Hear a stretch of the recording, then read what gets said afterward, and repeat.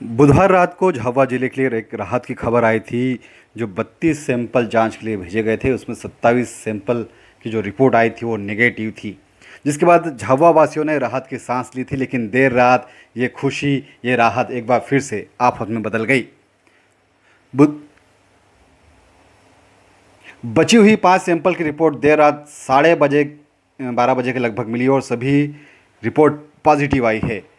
इनमें से 4 मारुति नगर व 1 कैलाश मार्ग यानी हुड़ा इलाका में रहता है। मारुति नगर पहले ही सील कर दिया गया है। देर रात झाबुआ को दूसरी रिपोर्ट मिली और इसने झाबुआ शहर को हिला कर रख दिया। एक साथ 5 कोरोना पॉजिटिव पाए गए। ग्रीन जोन बने झाबुआ जिले में अभी तक 2 केस ही सामने आए थे।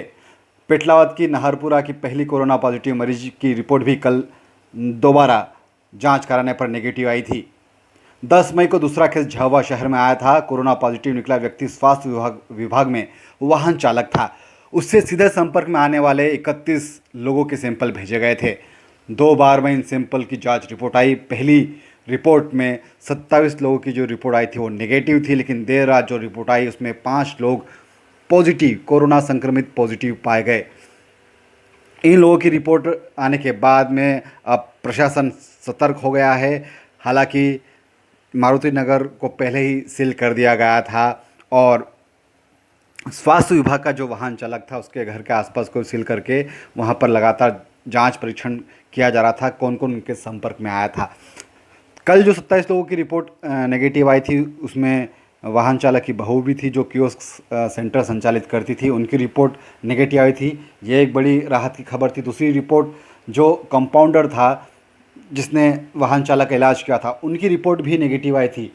ये दूसरी खबर थी जो झाबुआ जिले के लिए राहत भरी थी। लेकिन देर रात जो रिपोर्ट आई है जिसमें 5 मरीज़ कोरोना संक्रमित पाए गए हैं, ऐसे में झाबुआ के लिए चिंता की लकीरें बढ़ गई हैं। और एक बार फिर से यही अपील आपसे करेंगे कि आप लोग अपने घरों में रहें, घर से बाहर ना निकलें, मास्क लगा के रखें और शासन प्रशासन के जो निर्देश आपको दिए जा रहे हैं उनका पालन करें।